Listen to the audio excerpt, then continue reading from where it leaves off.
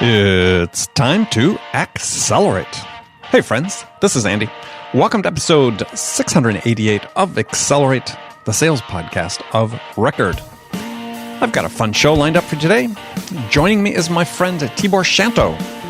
Tibor is the founder and CRO of Rerun Sales Solutions, based in Toronto. I think he's maybe the CEO as well, and he's co-author of a book titled Shift, Harness the Trigger Events That Turn Prospects into Customers. Now, today we're talking about objective-based selling.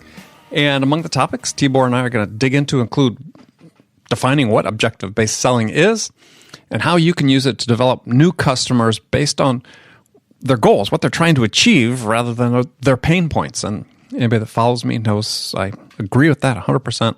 It's all about people invest with an eye in the future, not for putting a Band-Aid on things that happened in the past. We'll also dig into why it's essential for sellers to really understand the buyer's business independent of the product they sell. Right? That's often sort of the depth of knowledge reps have about how our product can help you. They need to have a bigger, more global understanding of the customer's business.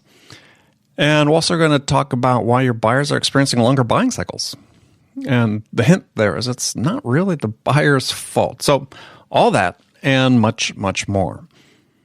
Now, before we get to Tibor, I want to talk with you about the Sales House. Now, I created the Sales House for one reason, and that's to help you learn how to close more deals. I mean, it's really that simple. The Sales House will give you the confidence you need to take on any account, any opportunity in sales, and give you the knowledge, the wisdom, and the advice you need to effectively qualify and close these best sales opportunities. To do that, you get access to me with multiple coaching calls every week. Bring your tough sales challenges. We'll talk through them. We'll help you close these deals. You get unlimited access to a growing library of courses to help you learn how to master essential sales skills, not to mention access to a roster of world-class experts sharing their expertise in our weekly live workshops. And of course, you get access to an entire community of like-minded sales professionals just like you that you can tap for advice. So the good news is sales is a tough business, but you don't have to sell alone. That's the good news. You don't have to sell alone. You can succeed. We can help. So come invest a few minutes a day in the Sales House. Visit thesaleshouse.com or thesaleshouse.com/join. I look forward to seeing you in the house. Okay, here we go. Tibor Shanto, welcome to the show. Always fun to be back, Andy. How are you? Great. I'm great. How about you? Good. No complaints at all. Wait, rested and ready to go. No complaints at all? Well, no ready complaints. I'm sure you'll get me to talk about a few. But yeah, I was gonna say we gotta have some complaints. My goodness, none that spring to mind. All right. So quickly, for people who may not be familiar with who you are, what you do, why don't you give us a little bit of background on you? So I run a company called Rerun Sales Solutions, although you can best find me at tiborshanto.com. I thought I'd make it easier. Yeah, I was going to say, time to shutter that whole Rerun thing. Yeah, so let's go with, I'm Tibor Shanto. So I work with B2B companies primarily focused on new business acquisition. So if you're looking for somebody to help you with account management, I'm probably not your best bang for the buck. But if you're looking for somebody to bring people into your company, people that you have to go out and engage and entice and persuade, then I'm probably your guy. And I focus a lot on the front end of the process. And the work that I do is based on an approach that I call objective-based selling, which really puts more of an emphasis on where the customer is looking to be as opposed to what their current pain points are. I'm not big on pain needs or solutions. Well, let's dive into that for a second, because I agree with you 100%, by the way. I think pain points are stupid. I mean, I'm just going to go right out and say that. I mean, for companies, if you're a seller and you're training your sales team to go out and ask people, find out what keeps them up at night, you're not going to get the answer. It's going to lead you to a solution that makes you the winner at the end of the day. No, it's probably the dog next door that's keeping them up. Yeah. I think, and I think the problem is that it's the easiest and most visible sale that's out there. So there's a lot of focus and emphasis on it. But it's such a small segment of the market, and I think you and I have talked about it before, so I'm not going to go deep into it. But if you look at any given market, mine or a manufacturer's, what have you, at any given time, there's a very small percentage who are actually in real pain or real need or in quest of a solution. And generally it's a short term type of thing, and they still have longer term objectives behind that. So even if you could capture everybody that's in pain, you're probably not going to have enough to make quota. No, but I mean, in my experience, and I've sold everything from computers to small businesses to communication systems, that sell for tens of millions of dollars. I can't really ever recall a situation where someone made it a sizable investment in a new product or service based on fixing a pain point, as opposed to trying to make an investment that they want a good return on that's going to achieve a certain outcome or objective. And I think this goes back partly to something you and I talked about before, and I don't know if it was something that we were talking about informally or in context of the podcast, but this thing that I call the disintermediation of sales. And so if you look at a lot of SaaS companies, especially ones that sit on top of Salesforce and all that, they're generally a single function. I don't want to say one trick pony, we'll call it single function. So they know what pain they're looking for. They're not interested in anything else the customer has to say because they can't add anything to that conversation. So I'm not saying it's right, but I can understand why their management winds them up and say, thou shalt go and look for this pain. And that's the only thing that they go and look for, as opposed to winding them up and going out there and helping their customers achieve business objectives. Sure. Well, yeah. And maybe that explains why the sort of overall performance of sales in SaaS environments isn't very good. Their close rates are run about 20%. And that's a business that's based on, let's fill that top of the funnel with as many opportunities as we can, and we're just going to play the numbers game. And we're going to execute what I believe is relatively poorly and so we don't need to pay as much attention to some of what we're talking about because we just got this sort of infinite flow at the top of the funnel. Yeah, it's really, does this square peg fit my square hole? And if it does, great. If not, then I'm not going to spend more time with it, which I think brings us to the level or quality of some of the other things in terms of what they do once they engage with a customer or a prospect. Yeah. Well, let's dive a little bit into discovery and qualification. We've sort of touched on this somewhat before, but to me, this is really an increasingly important topic because when I look at a company's performance on sales and they have either a high rate of opportunities that go to no decision, which is certainly endemic to B2B sales these days, or they have a relatively low close rate, a lot of SaaS companies and so on, I look at discovery and qualification as, hey, that's really where the problem starts, right? Because A, we're not doing a good job of really discovering what their true objectives are, what they want to achieve, and we're not qualifying them by understanding what their objectives are and then linking our value to their objectives to make sure that we can be a fit. Right. 100%. So I think that, again, because I'm probably not being fair, but it'll probably cause some questions. Good. I sort of think that most of the guys are out there running around with a set of mirrors and they keep holding it up to the customer until the customer sees himself and they say, yeah, that's me. And they think that they're qualified, where to me, that's not qualifying. It's certainly not discovery. So I think that one of the things that sales organizations need to do a bit differently is, in addition to which pain points and which things we deliver value against, is what's the context of that in the individual's day-to-day work, and what's the context of that in the overall business that customer is trying to run. And I think a lot of salespeople don't get too far beyond their product, and as a result, they have difficulty doing discovery because they don't understand why the customer is buying their product other than what's in the brochure. Yeah. Well, and then they, as part of discovery, they're not doing what they need to do is ask the questions to truly understand what that is. I mean, so you and I believe along some similar lines in terms of sort of this, I think you call it a gap analysis. Right. And I think I call it somewhat the same thing in terms of helping people discover sales reps, discover what it is the buyer wants to achieve with the investment in this product or service. And then having done that, though, I think the step that gets missed is, and we'll go back and cover it in more detail, is that they then don't put a value on it.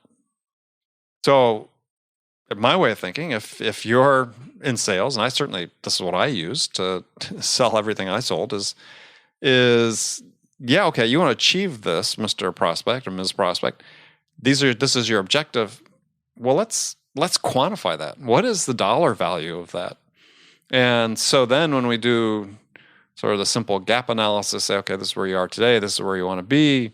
If this is where you want to be, I know what the dollar impact of that is. I know what the cost of my system is. I can now have this conversation with you about whether or not it's justified. Yeah. And again, I think you're certainly right. I think that that's one of my big pet peeves is that a lot of salespeople can't quantify what they contribute to that customer's business. And I think part of it comes back to that I'm not sure that they understand their customer's business or business in general. So I think we spend a lot of time teaching our people about the product and some low-level, we'll call them qualification or discovery questions, but we don't spend any time teaching them on how to help the customer associate what we're talking about with things that they were thinking about in their business independent of us. So I think we've spoken before that I truly recommend to people that they go out there and read either the 10-day MBA or something like it, so they could actually understand what the thought process is of the customer that they're trying to sell to. Because most of them are wound up to go and talk to things in context of their product, not in context of any business process. Or, if they're talking to a quality assurance person in a manufacturing plant, what should they be talking to them about beyond the specs of their product and the nice shiny chrome on the corner of the product? So you said they should go do a 10-day MBA? No, there's a book out there that for years I've been touting. The guy should pay me royalties, that I came across when I was selling probably about 20 years ago. And it was called the 10-day MBA. And me being lazy, I figured better 10 days than, 2 years. several years. Cool. So, but what it got me to think about, and I haven't memorized it, but I remember what it got me to think about. And then it just so happened that it was at the same time that I was introduced to a selling system that I think is still out there. I think at that time it was called Value Vision, and now it's called Value Selling, which really put a lot of emphasis on what is the business trying to accomplish. And it got you to think about business as opposed to sales, right? So forget sales, forget your product, forget a lot of things. What does a business consist of? Why does a CEO make the decisions that he or she does? Or why does a VP of marketing go the direction that she chooses to go? What are the thought processes? And the great thing is, other than sales, most functions in a company have some sort of MBA, program that you can go to. So they give you the roadmap for how to have a conversation with the person you're trying to sell to. So if they go out there and get the 10-day MBA and spend 10 days reading it, they could have much more quality conversations. And even if nothing else, the person that they're speaking to will feel that they're talking to a different quality salesperson. And that in itself will encourage them to open up more. Because I think sometimes prospects are afraid to open up because they don't think that the person at the other end of the table is going to understand what they're saying. And after a few times of being burnt, they just stop talking. Yeah. Yeah, well, and I think that one of the critical things about qualification that sales reps and sales organizations miss is that they don't qualify with the right people. Because again, to your point you're talking about is if the goal of qualification and discovery is to be able to understand what the goals and objectives of the organization, the buying organization is, to be able to quantify what the value impact or the dollar impact of that is. Yeah, you can't really do that with a low-level person. You can't do that with the person that's necessarily just there prepared to speak to you. You have to have somebody that really has an understanding of the strategic context for the investment they're making in your product or service. I'll tell you an interesting thing. I do an exercise in almost all my workshops with clients where I say to them, let's say we met at a trade show and I looked like a prospect, but my name tag was turned around, so you couldn't really tell who I was. And we got into a conversation in the coffee line and I asked you, what you do, and we got into it, and it turns out I'm in sales, and the prospect or the person asks you, what do you sell? And because they might be a prospect or a potential customer, you want to give them the best response that you can. And I have the participants tell me what they sell. And I would say 90% of the stuff that I get back is defined in deliverables: software, hardware, services, consulting, recruitment. It's always in that deliverable, which speaks to what you're saying, because they learn the language of the people that they hang out with, which means they're hanging out with people who strictly deal with the deliverables. Generally will not make the decision around how those deliverables are used and things along those lines. But when you try and get them to talk about what's the upside for the company to have those deliverables once you've sold it to them, they can't align it to other business things like productivity or financial elements beyond revenue. Like, you try and talk to them, does your product impact their financial structure that might be able to change the way that they borrow money for future projects or whatever the case is? All basic business concepts, right? Like, it's not like we're asking them to do Nobel Prize stuff, but they can't talk to that. So they're stuck around the product. So they go and talk to people who respond well to product talk, as opposed to, how can I help you achieve your objectives? Yeah. Yeah, no, absolutely. And I think that, again, this is one of the issues that you see, is that sellers think that, we can follow sort of a safe step. We've got our stages laid out. And I see this in companies, they have their stages, they have their stage exit criteria, so how they migrate from one stage to the next. But they're missing some critical points, which is, I think that, hey, we can qualify based by talking to somebody who doesn't have responsibility at any sort of real level for the product or the achievement of the objectives themselves, doesn't really maybe understand the strategic context, or can't speak authoritatively about the strategic context of the investment they're making. And so what happens is we get a qualification that takes place that's not really a qualification, and discovery that's not really a true representation of what maybe the charter, the executive team set out for, what they're trying to achieve at that particular time, to position themselves for market share gain or revenue growth or whatever it is over the succeeding year or two. Yeah, and I think what they call discovery is really just check marks, right? So they think that they're going to go out and discover whether this client fits the product, as opposed to going out there and discovering what is the client trying to achieve, and then align our so-called value prop with that. But I think there's probably other issues involved in terms of how we define value and things like that. And I think that this notion of value proposition is forcing people, because proposition is still proposing. So I know it's more genteel than unique selling value and all that, but I think that people need to look at value from the customer's end, because to your point, customers don't have a set, buying cycle, and they don't have it laid out at stages like we do, or else Salesforce would sell them something to fit that, right? Well, yeah. I mean, why do you? I always find it funny when you hear sales teams talk about understanding the buying cycle and blah, blah, blah. It's like, okay, you're selling a product that they buy once every 10 years. So they don't have that documented. It's not an established procedure and process. They are not going to spend the time to do that. And, there's some numbers that came out of Trust Radius last year, and there's some other studies that came out along the same lines and it's an opportunity along the lines of what you're saying, that buyers are finding that their buying cycles are taking twice as long as they anticipated going in. Part of that is, as you're saying, 10 years ago, it might have taken them 3 months to buy it, so they figure it's going to take same amount of time now, but the market's changed. But I think part of it is that if we did a better job at discovery as salespeople, we would actually help the customers to think. But I think that our discovery questions are not getting the customers to think, so they're not any further ahead after they haven't met with us. All they know is that they fit our profile, but we haven't really moved their thought process forward at all.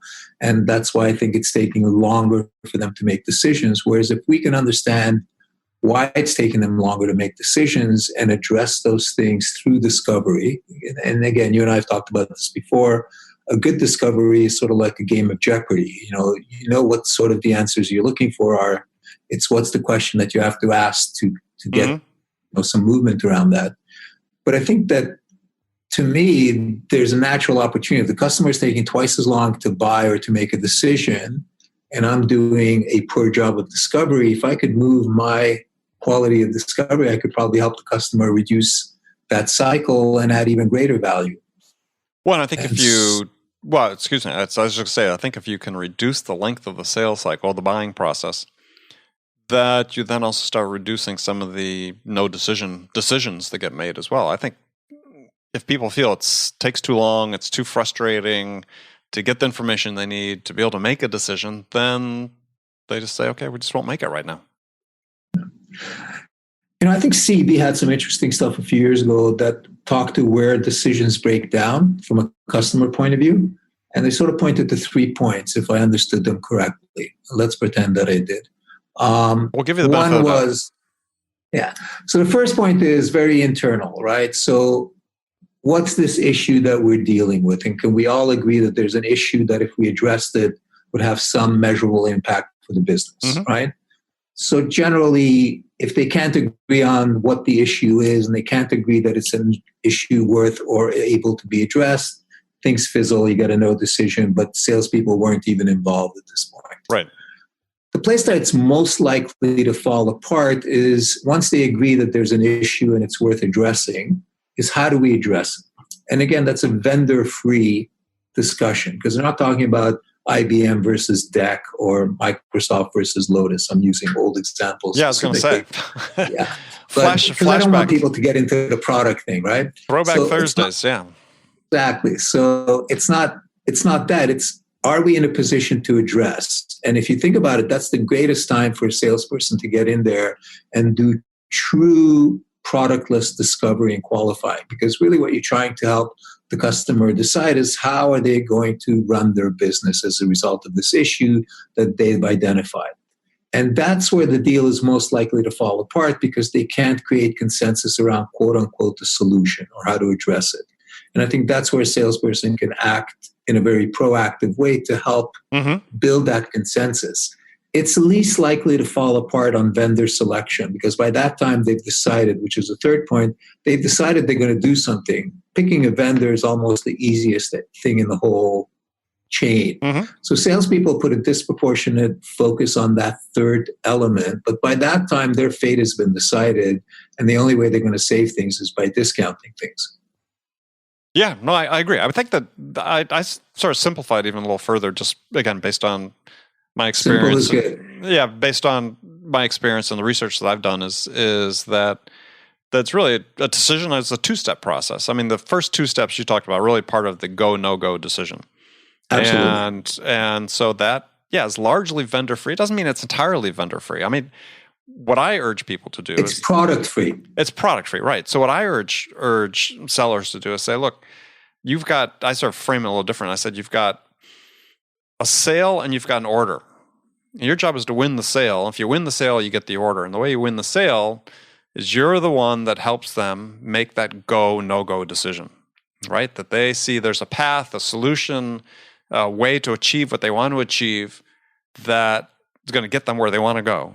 And the vendor that helps them be the base or is the basis for their go, no-go decision, then they go to step 2, which is, okay, who are we going to do it with? Well, if you're in the lead at that point, right, you're going to win. And that's the thing. I don't know if I've used this expression in our previous conversations, but I have this expression where I tell salespeople to leave their product in the car. You know, if it's summertime, leave the window open a little bit so it could breathe. But, go in there with a blank canvas, a new set of brushes, some color palettes, and let's paint this picture together with the customer, right? And as you say, and I like your analogy, so I'm going to use it, that if you can get them to make the go, no go, I'm not saying it's a slam dunk, but you're in the lead. Yeah, I mean, you're in the lead. And it's yours to lose, basically. And yeah, basically. And companies sellers will go to great lengths sometimes to lose it, but generally if you're in the right position at that point in time, then I mean your odds of winning are up substantially. And I think there's been research. I think it was Forrester talked about if you were in a business to business context, if you're the seller or the vendor that basically shapes the customer's buying vision, the vision of what it is they're going to buy, that your odds of winning, and that is that thing that informs them before they make the go no go decision, that your odds of winning are like 65%. So that's pretty substantial lead, right? Right. But that takes work, and I don't mean that facetiously, but it does involve. And again, I say it humorously. I mean, bungee jumping without your product. To go in there and just have a business conversation with somebody. With some informed, things based on the product and the vertical that you're in, and so on. But I think that's what people need to be trained on more effectively than some of the things that I'm asked to come in and train them on. Yeah. So the bungee jumping without your product. So explain that. Well, again, most of us are very comfortable with the product, right? So this notion of going in and having a business conversation with somebody and not relying on your product. So going in and having that conversation, and you alluded to my gap thing.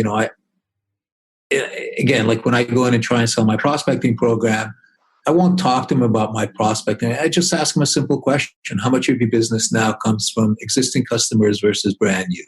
Mm-hmm. And they'll give me a number. And I'll go, great. So if I look at your 2018 plan, what did you have in your plan? And they'll give me a number, and it's never been the same number, right? Sure. So now they've put a gap on the table, and now I can noodle around with it, and I can ask them a whole bunch of questions that don't relate to my product at all. Like, what do you attribute it to? And what would it mean to the business if you actually achieved those objectives that you had set out? And by now, they can't put that genie back in the bottle, right? So they either kick me out of the office or they deal with it, right? So at that point, you have to also explore what's the downside, because most people's natural or default state is going to be status quo, right? So They're not going to do anything about it until there's a gun to their head. So that's, again, part of the reason it goes to no decision is, it looks good, but there's not enough impetus for me to take that risk, right? So you have to show them that there's risk in inaction, otherwise they'll default to inaction. Well, or that it's just too difficult to get the information they need to make that decision. And I think more than people really acknowledge, and more than I think the research is showing, that is an issue, right? Mm-hmm. That if you don't have the business acumen to have this product-less discussion, as you talk about, then the customers don't feel like they have the whole picture, right? Just having product information is not the picture that enables them to make a decision. They don't have that vision. And so without that vision, unless you can help them get to that point, they may say, we're just, it's too early. It's too soon. And that's why I go back to, again, it sounds silly and humorous, but I go back to that MBA thing, because you'll actually appreciate some of the case methodology that they might have used, how they approach different things. And if you could just tailor the conversation in that style, they'll already feel more comfortable opening up to you.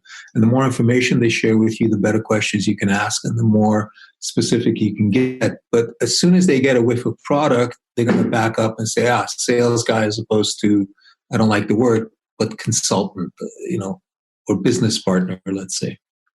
Yeah, well, here's sort of, to my mind, is sort of the really interesting thing about this discussion in terms of productless discovery and so on, is that it's actually helping more accurately qualify people for your specific product and solution. So if you can really identify and quantify the objectives that someone wants to achieve with their investment in a product or service like yours, then you can go in and start linking your value to how it's going to help them achieve those objectives. Suddenly you're not just saying, look, they want to buy a product sort of like mine. Now it's they want to buy a product that is mine.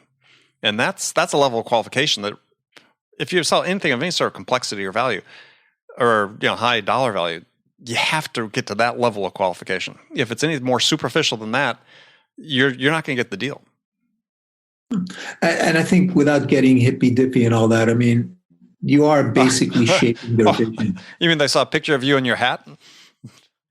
Yeah, that's no longer there. It's no longer there. I had it times when I come back from vacation, that would disappear.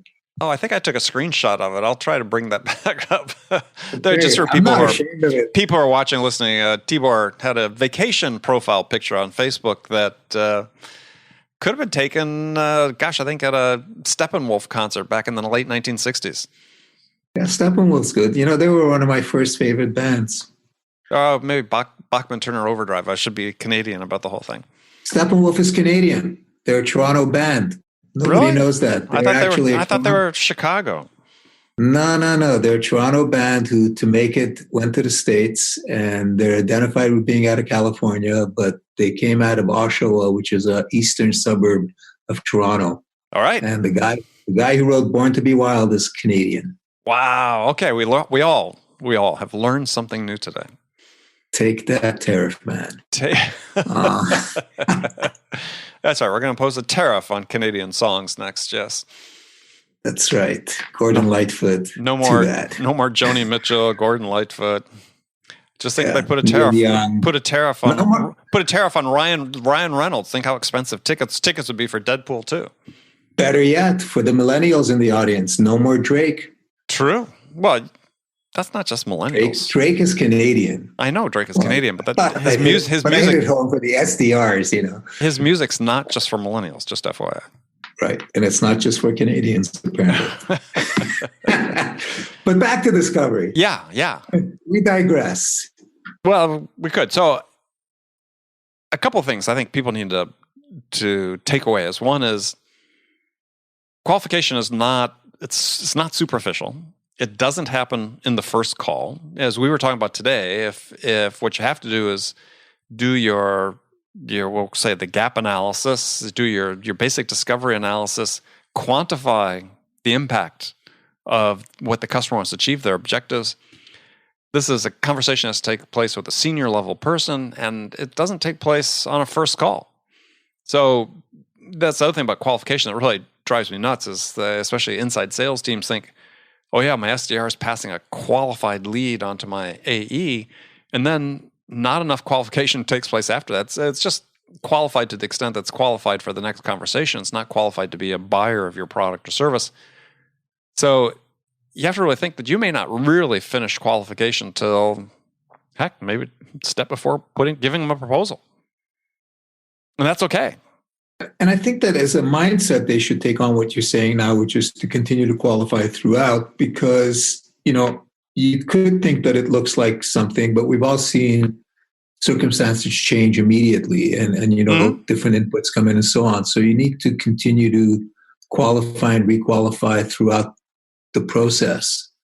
And I think that to some degree, and maybe this is not in the same context, so we can park it if it's not, but I talk a lot in very specific terms around prospecting, that a job of a good salesperson when they're prospecting is to disqualify opportunities. Mm-hmm. Because we tend to, again, people tend to find what they're looking for. And one of the things I've always found on the downside of qualifications, it tells you what you're looking for. So all of a sudden things are going to look at what you're looking for. But like my close ratio is roughly 4-1. So if I could disqualify the 3 that are not going to close based on circumstances, that gives me a lot more bandwidth and energy to focus on the one that looks like it's qualified. I still have to continue to qualify it. So I think what I like to see some companies do is to give their people permission to disqualify someone and look at it from that perspective, because I could always shoehorn things in that look good. But if I was made to eliminate anything that doesn't look good, I think I'd get to the issue a lot quicker.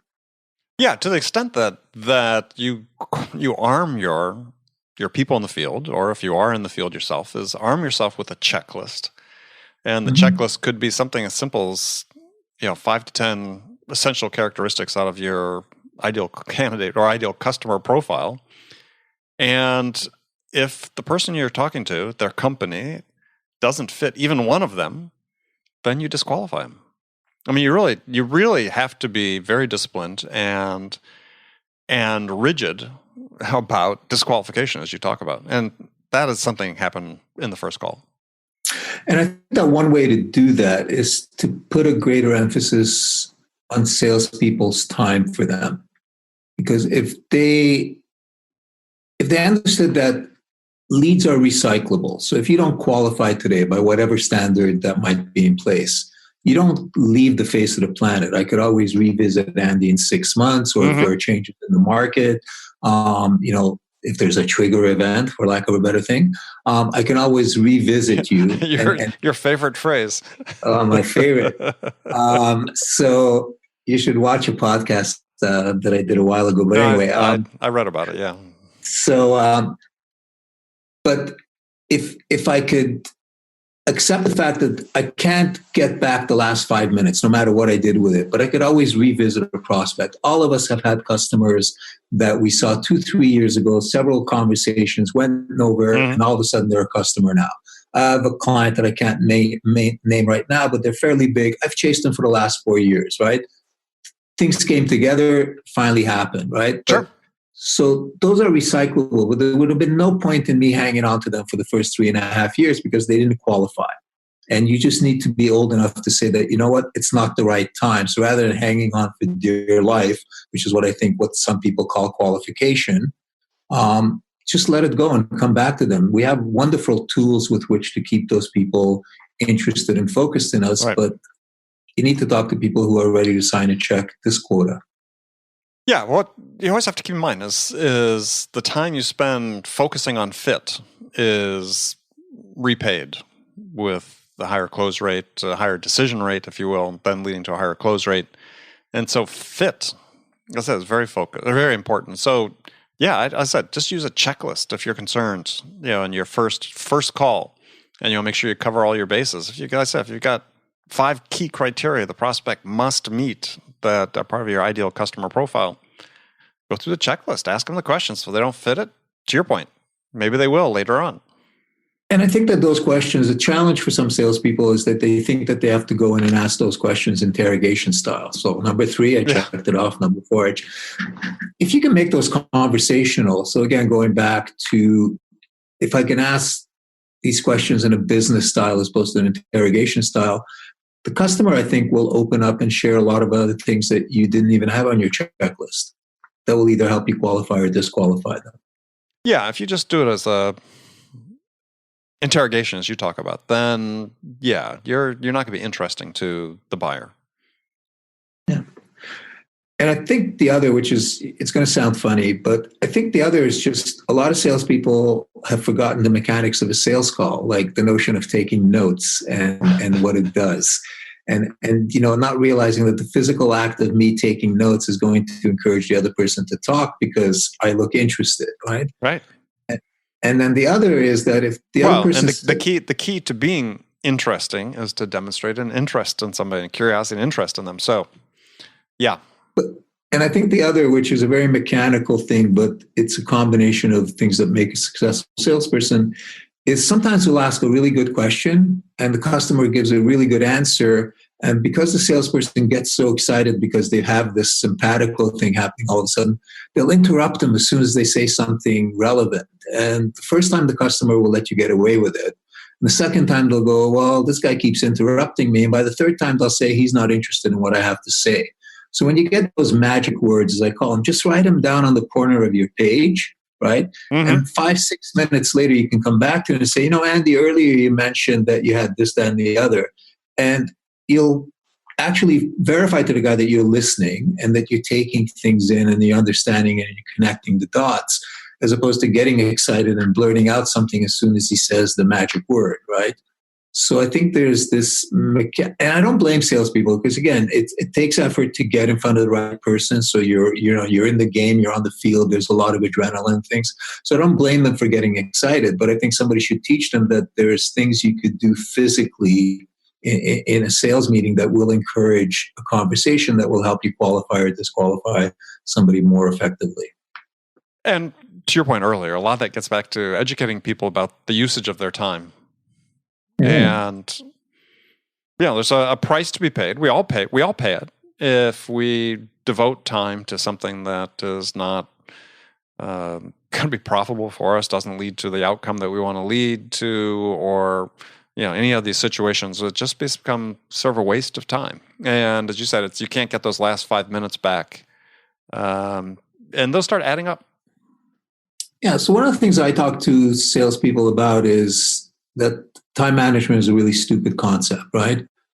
Because time already comes managed, right? So you got 7 days to a week, 52 weeks to a year, so even, Hillary and Trump can agree on that much, right? But so people tend to frustrate themselves. Are you delving into U.S. politics?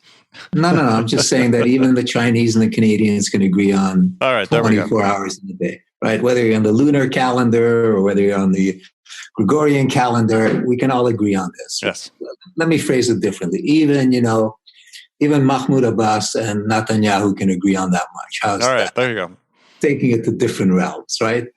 So I think what people should be focused on is what are they allocating their time to, and then managing their activity within the time that they allocate it. So when I sit down with salespeople and I say, for you to be successful in your role as a salesperson for your company, what are the key high value activities that you have to perform throughout the cycle? So not like, what do I do between 9 and 10, but throughout the cycle, you're going to have to prospect. Throughout the cycle, you're going to have to sell people that you've prospected. And then if we do our job, we're going to have to manage those accounts and, encourage upsell, retention, what have you. And then there's a bunch of other things that are specific to different industries and salespeople. Most salespeople don't know how they should split that time up, where they should invest. And I literally use this expression with them, that you have 1,760 hours in a year, 220 sales days times 8 hours that you can have FaceTime with customers, right? So that should be looked at as investment capital, right? So at the $1,760, my company's given me a quota of 10%. So that's the return that they want on their investment capital. So if you go see a money manager or a personal financial guy or whatever, the first thing they're going to ask you is, what are your risk tolerance? What are you looking to achieve? So forth and so on. So they can allocate parts of your money to equity, parts of your money to derivatives, and so forth. We don't do that in sales. Yet, if you think about it, that is our investment capital, is our time. How I invest and spend, and I literally use the word spend my time, is going to dictate how successful I'm going to be. And skills and everything comes into it. But if I misspend that time, then I'm beat from the get-go. That's a really interesting concept to think about it that way, in terms of sort of the money and investment metaphor, actual investment metaphor, dollar investment metaphor. Yeah, I like that. I have to think about that. I mean, that's very clever. Yeah, I have an ebook out there, and don't worry about the acronym, but it's called Sales Happen in Time. So it describes all that. Oh, really? Okay. Well, how do people find that? We're actually at the end of our time here. So let's finish with that. Tell people how to find that ebook. Unfortunately, it's one of the things that I've yet to post on the new TiborShanto.com website. Yes. It used to be up on the old site. And if you go there, sellbetter.ca, you'll get redirected. Unfortunately, I've yet to post this because I'm still doing things. So we can do one of two things. They could send you an email and you can forward it to me, or they can come directly to me. Either way, I'm happy to make it. At sellbetter.ca. Okay. No, that's dead now. It's Tibor Shanto. TiborShanto.com. I'm sorry. Didn't want to give the bad info. It's hard to keep track. Tibor Shanto, yes. Well, I'll make it easy. First name, last name, no .com. Yeah, perfect. So, all right. But I'm trying to think where it's out there. But if they get in touch with you or they get in touch with me, I'm happy to make it available. I could send you a copy, and you can.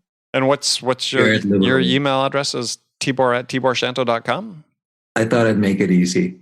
Perfect. I love it. That's TiborShanto.com. All right. Tibor@TiborShanto. All right. Well, Tibor, as always, fantastic talk with you. And, thank you. Always enjoy it. Yeah, we'll have to do this again before too long. Of course. Anytime. Okay, friends, that was Accelerate for this week. First of all, I want to thank you for joining me. And I want to thank my guest, Tibor Shanto. Join me again next week as I welcome Jeffrey Shaw to Accelerate. Jeffrey's the author of a book titled Lingo. Discover your ideal customer's secret language and make your business irresistible. So make sure you join me for that. Don't forget also to go check out The Sales House. That's at thesaleshouse.com/join. We'll look forward to seeing you there. Thanks again for joining me. Until next week, I'm your host, Andy Paul. Good selling, everyone.